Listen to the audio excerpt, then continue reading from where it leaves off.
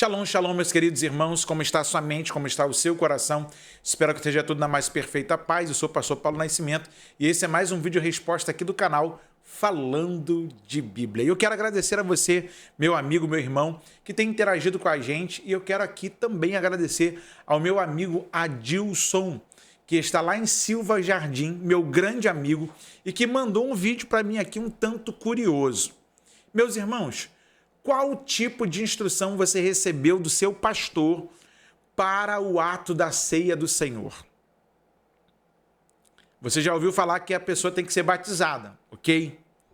Que ela tem que acertar a sua vida para se sentar ou se achegar junto à mesa do Senhor. E de fato, a pessoa ela recebe orientações que aquela instituição crê e, segundo a palavra e a interpretação dela ali, vai fazer com que as pessoas participem de um ato memorial. Que alguns vão chegar a discutir que Cristo tirou o pão e o vinho da ceia de Páscoa e que a ceia de Páscoa era comemorada uma vez ao ano. Que a igreja, tem igreja que comemora uma vez por semana, tem igreja que é mensal, tem igreja que é bimestral, tem igreja que é trimestral, tem igreja que é semestral e tem igreja que de fato é uma vez ao ano. Não importa se é uma vez por semana, se é uma vez por dia, se são todos os dias ou de uma vez ao ano. O mais importante é que Cristo instituiu uma ceia. Cristo nos instruiu e nos instituiu uma ceia. E esta ceia é para mantermos a comunhão com a eternidade. Dá uma espiadinha no que mandaram aqui para mim. Tá morando junto, não pode ceiar. Você tem que ceiar, senão você não vai deixar de morar junto nunca. Tá fumando, não pode ceiar. Aí que tem que ceiar, senão não vai deixar de fumar, caramba. O texto diz: aquele que come a minha carne e bebe o meu sangue permanece em mim e eu permaneço nele. Como que a pessoa vai permanecer em Jesus e vencer o pecado se ela não ceia? Esses mongoloides ficam arrancando a ceia do povo. Ainda vem cantar de galo. Está escrito na Bíblia: examine-se, pois, o homem a si mesmo. E o quê? Termina o versículo pra mim. Examine-se, pois, o homem a si mesmo e come! O que é examinar a si mesmo? Você já foi no médico quando você estava sentindo uma dor, fez um exame? Para que você fez o exame? Foi para identificar aquela dor. Por que você estava sentindo a dor, para ele te dar o remédio certo. Examinar a si mesmo é entender o porquê que você precisa ceiar. Porque por mim ele morreu por um motivo, por você ele morreu por outro. Você tem um pecado, eu tenho um pecado diferente. Eu tenho que trazer esse pecado na hora da ceia, porque ele não morreu em vão e à toa. E trazer na mesa e falar: Jesus, tá aqui ó, esse é o meu pecado, esse é a minha dor, por isso que eu preciso da ceia, por isso que eu preciso do remédio, eu sou mentiroso, sou prostituto, eu preciso, tá aqui, esse é o meu pecado, e ele te dá o remédio, ele te dá a cura que tá na ceia. Calai Jova, olha aí, ó. O menino tá nervoso, gente. Ele tá falando nervoso, igual eu falo alto aqui às vezes. Mas, gente, eu não entendi uma coisa. Você tá fumando, pode cear, você tá prostituindo, pode cear, como é que é isso? Ele se embananou aí no que ele falou, porque no final ele acerta, quando ele diz: examine-se, pois, o homem a si mesmo, e assim coma deste pão e beba desse cálice. Gente, vamos ao texto bíblico? Vamos lá. 1 Coríntios, capítulo de número 11, texto clássico de ceia em muitas igrejas, versículo de número 23 em diante. Porque eu recebi do Senhor o que também vos entreguei, que o Senhor Jesus, na mesma noite em que foi traído, tomou o pão. 24. E tendo dado graças, o partiu e disse: tomai e comei, isto é o meu corpo, que é partido por vós, fazei isto em memória de mim. 25. Depois, da mesma maneira, também ele tomou o cálice, depois de cear, dizendo: este cálice é o novo testamento no meu sangue. Fazei isto todas as vezes que o beberdes em memória de mim. 26. Porque todas as vezes que comerdes este pão e beberdes este cálice, anunciais a morte do Senhor até que ele venha. 27. Portanto, qualquer que comer este pão e beber este cálice do Senhor indignamente será culpado do corpo e do sangue do Senhor. Vou repetir. Portanto, qualquer que comer este pão e beber este cálice do Senhor indignamente será culpado pelo corpo e do sangue do Senhor. Mas, versículo 28, que ele citou: mas examine-se o homem a si mesmo, e assim coma deste pão e beba deste cálice. Porque aquele que come e bebe, 29, indignamente, come e bebe para a sua própria condenação, não discernindo o corpo do Senhor. Por causa disto, há entre vós muitos fracos e doentes, e muitos que dormem. Porque se julgássemos a nós mesmos, não seríamos julgados. Mas quando somos julgados, ô bonitão, nervosinho, versículo de número 32. Mas quando somos julgados, somos disciplinados pelo Senhor para não sermos condenados com o mundo. Portanto, meus irmãos, 33. Quando vos ajuntais para comer, esperai uns pelos outros.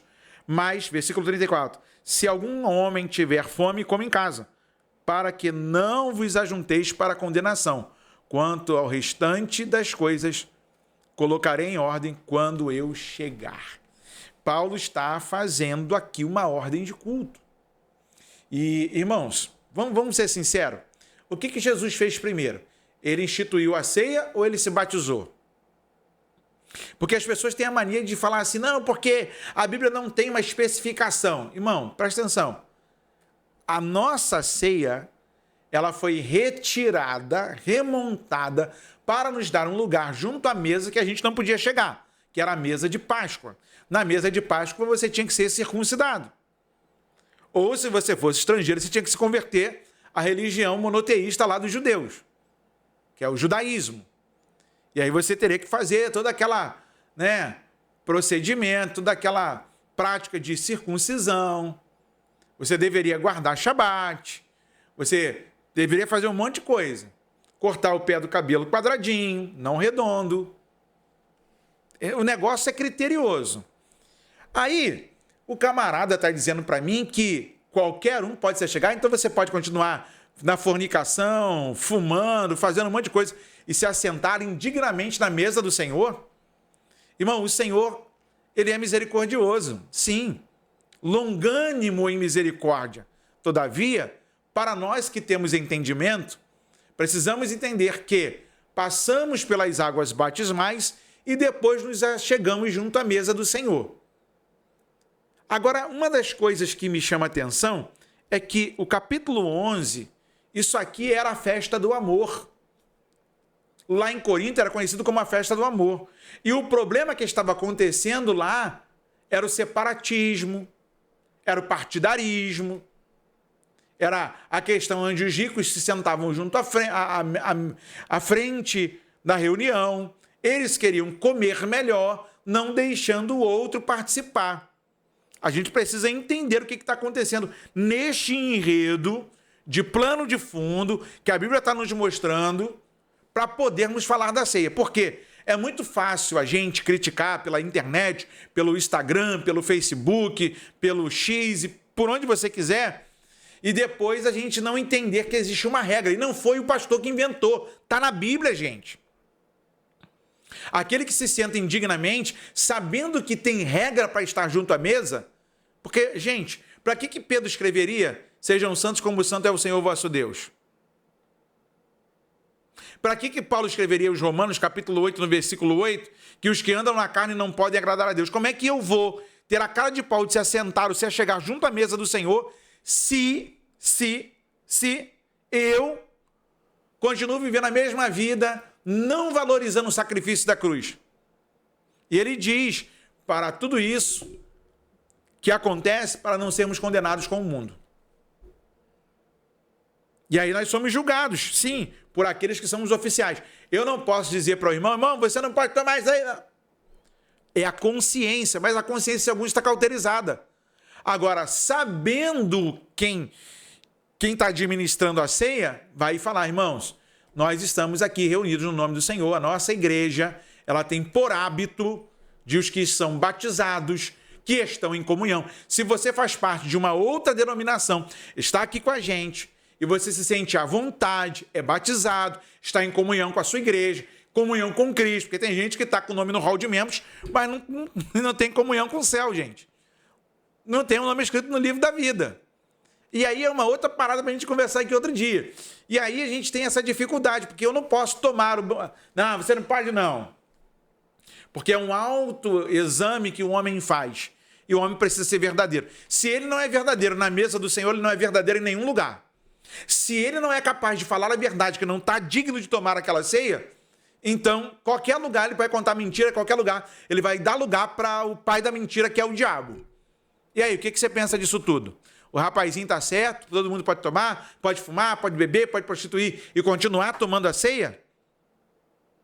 Gente, onde tudo isso vai parar? O mundo gospel não anda bem, não anda. Quero ler o seu comentário, vamos para mais um bom bate-papo, porque daqui nós continuamos a proposta falando de Bíblia.